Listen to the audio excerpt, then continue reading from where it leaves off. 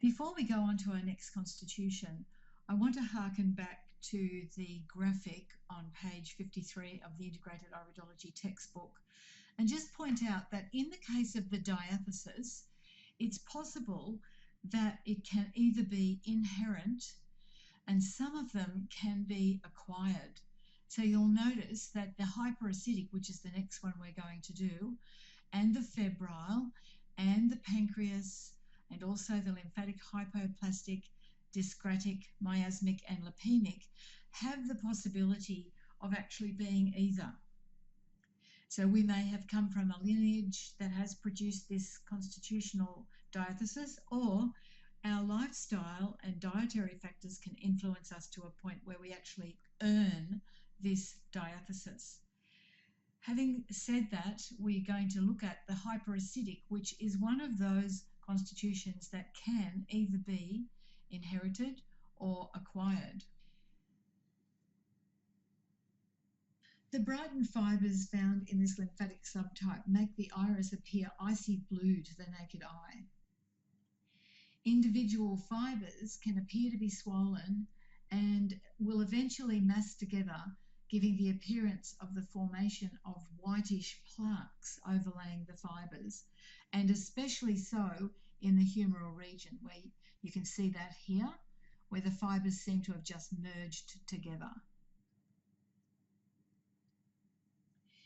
If evident, tophi will be white or just off-white in colour. So this young person here has some tophi. You can see them just there. This is not a necessary characteristic of the hyperacidic type, but of course, because it is a blue iris, the chances of them having tophi are fairly high.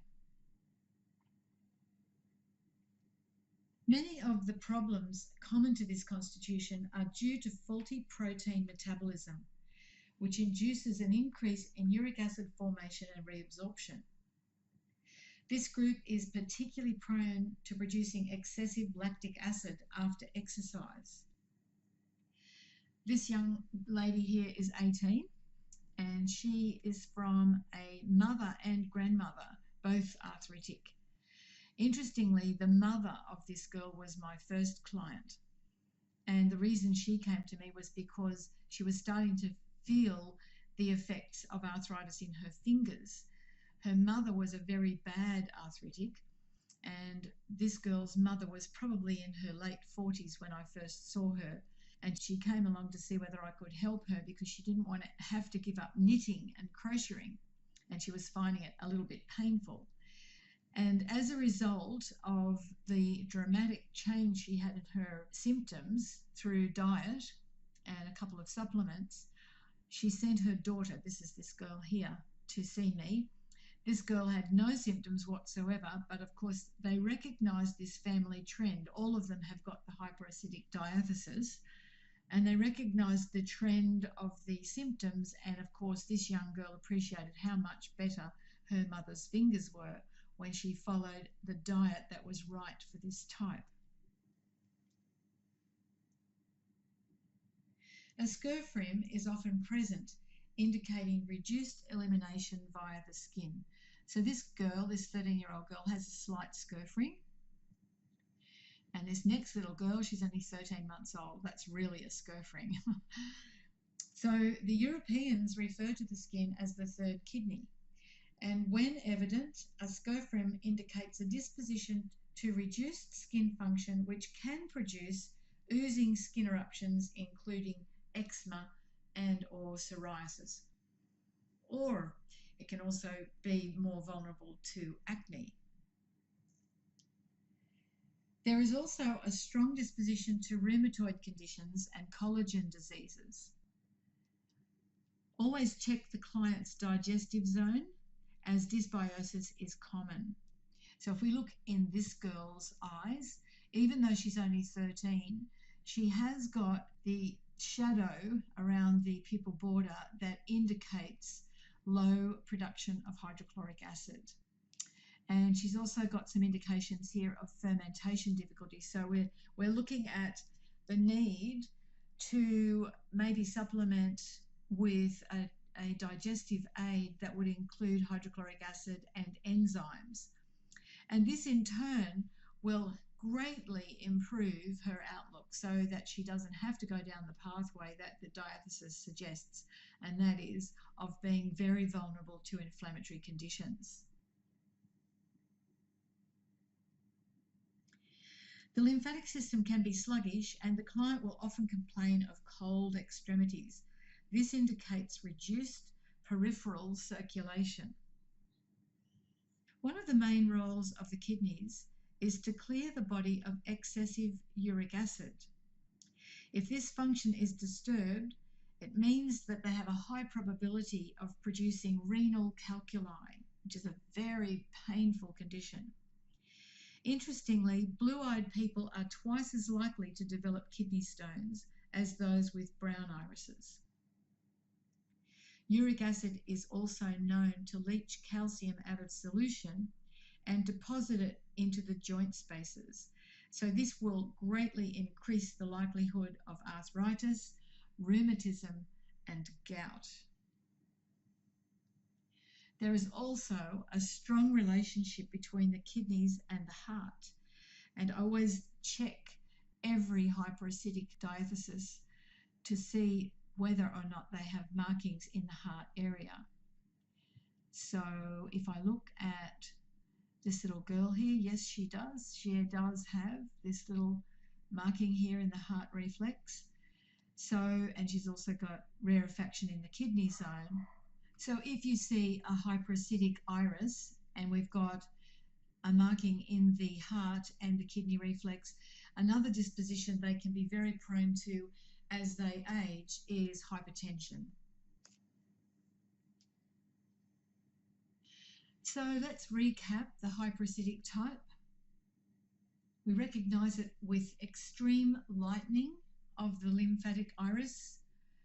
Thickened fibres merging make this iris appear ice blue with your naked eye. And the degree of whiteness in the iris determines the rheumatic disposition. So the whiter the iris is, the greater the likelihood that they will in fact produce inflammatory conditions. Familial issues. Faulty protein metabolism increases the risk of rheumatoid diseases, gout and kidney irritation, renal infections, painful urination and calculi. Emphasis should be given to avoiding acidic foods and drinks. They have an increased likelihood of collagen disease, poor connective tissue and premature aging. The kidney zone should be checked for signs of weakness, and all conditions are exacerbated by dehydration, which is the natural enemy for the hyperacidic type. Many people with this constitution also have a scurf ring, increasing the likelihood that they will experience skin conditions such as eczema and psoriasis. See their lesson there. Dilute toxic experiences. Learn to accept life as it is or make it better. This constitution is fairly common. I would say of the diatheses, it's one of the most common diatheses in the lymphatic group. Very, very common. It's also known as the uric acid or the over-acid constitution. So how are we going to keep them well? Once again, we're going to use the diet that's right for their colour, so the lymphatic diet, with some additions. So they do need plenty of clear fluid every day, and they should exclude carbonated beverages, as these can in fact affect the bones. Alcohol, and beer in particular, and purine-rich foods increase uric acid production. Purine-rich foods include red meat, anchovies, sardines, and mackerel. Protein choices could include white fish or small amounts of lean, free-range poultry. They should avoid refined carbohydrates to inhibit uric acid production, and keep protein to a minimum when symptoms occur.